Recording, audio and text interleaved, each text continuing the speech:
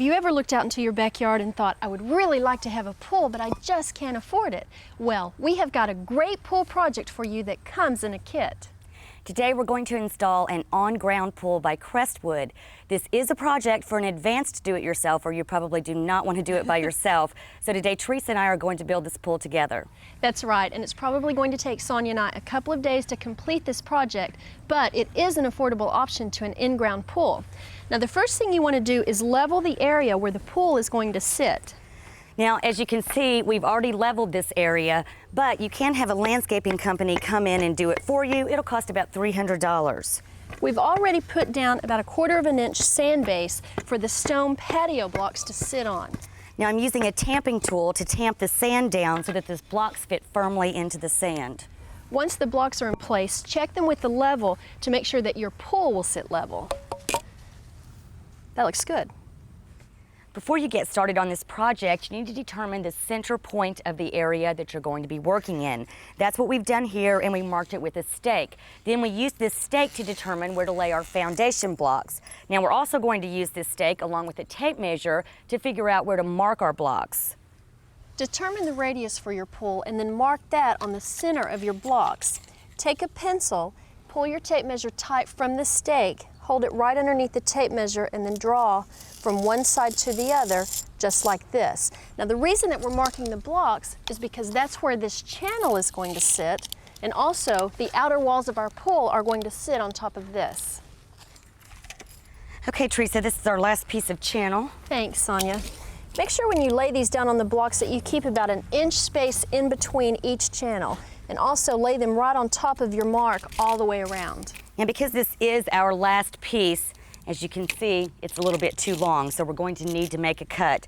Again, we're going to allow for that inch, make a mark with the pencil, and then I'm going to use a handsaw to make this cut.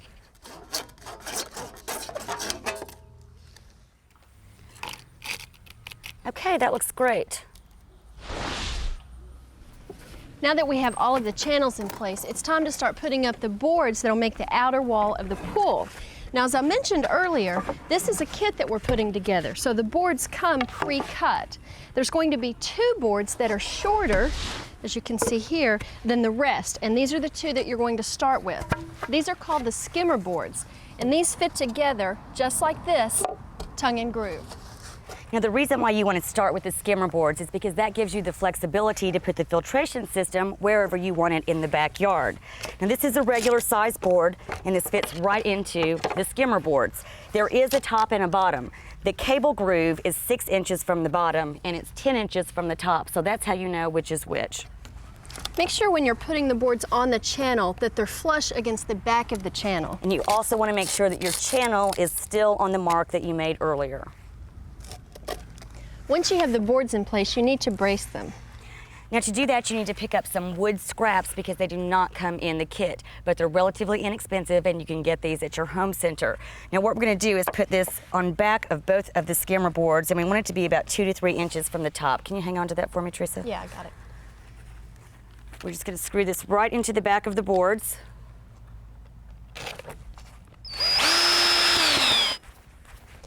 Okay, now we're going to take a longer board and attach it to this block. Would you hold that, please? Yeah.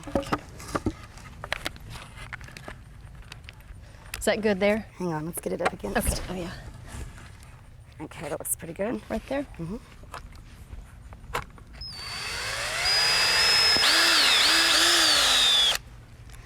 Okay, now we're going to attach this longer board to a stake that I'm going to drive into the ground.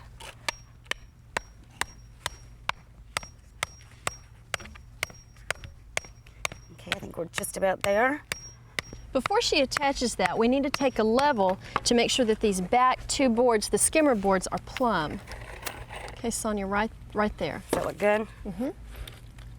Okay, let me attach this with a screw.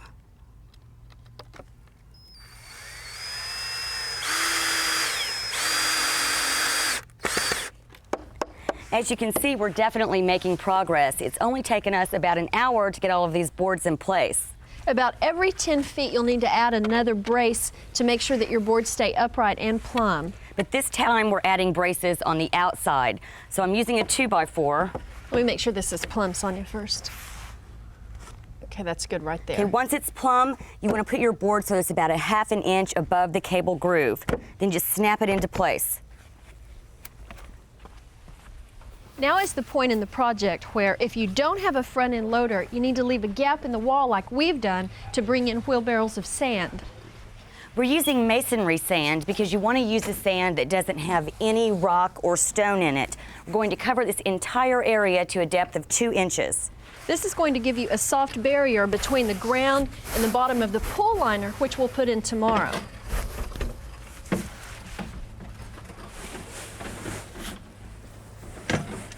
We're on day 2 of our project. We have all of the sand in, and I'm putting the last board of the pool enclosure in place. We still have a little bit of a space left over, but that's okay because the kit anticipates that. That's right, Sonia. I've got the last 2 boards, and these boards are smaller than the rest, and these are called the spacer boards. And it looks like we need the smaller one, so if you'll help me on that side. Okay, looks good. Okay, these just slide into place to complete the wall. We have the middle cable in place, and this is holding the pool together so we can go ahead and remove the braces from the inside and outside of the pool. We still need to put the top and the bottom cable on. Now the bottom cable is just a little bit thicker than the other 2, and it needs to be because this is where the pressure of the pool is exerted. We're going to go ahead and put the top cable on Hang on next. to this for you. This piece is called a tank lug, and when you feed your cable through, make sure that you feed it through so that it comes out the side that is angled out. This will angle your cable out from the wall, and you'll have room to get a wrench in there to tighten it down.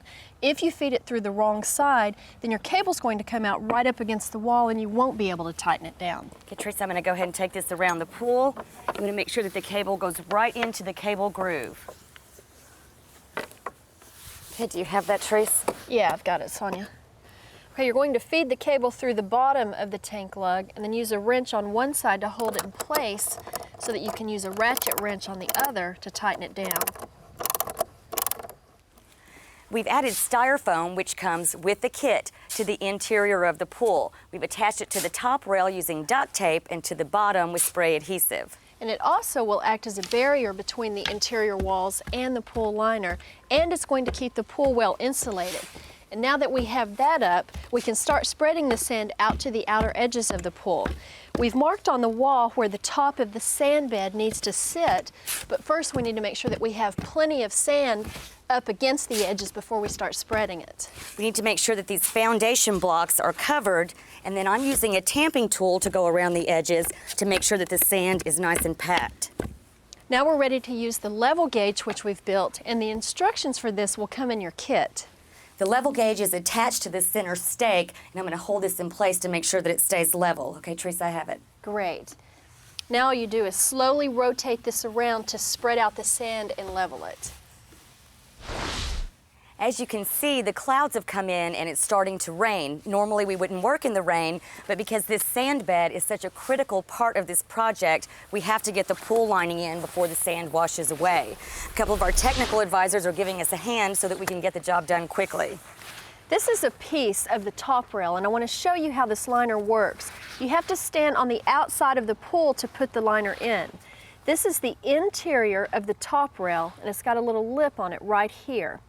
Now the liner of the pool has the same lip here, and what you want to do is hold the liner at a 90-degree angle to put it inside that channel. And with the downward pressure of the liner like this, it's going to hold the liner in place. As you go around the pool with people helping you, hold the liner with one hand at the 90-degree angle and then use your other hand to push it into the channel. You got it, Teresa? Yeah, I got it. Once you get the liner in place, you're still going to have wrinkles. So you're going to have to use a shop vac like we've got here. We've got the shop vac duct taped to a piece of PVC pipe, but we've also taped up the skimmer and the return to create a vacuum.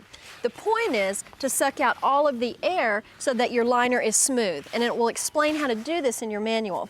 Sonia, let's show them how this works. Okay, let me turn this on. Okay, then I'm going to take a broom and lightly tap the liner. This is going to help pull all of the wrinkles out. All right, Sonia, we're finished with the installation of this pool.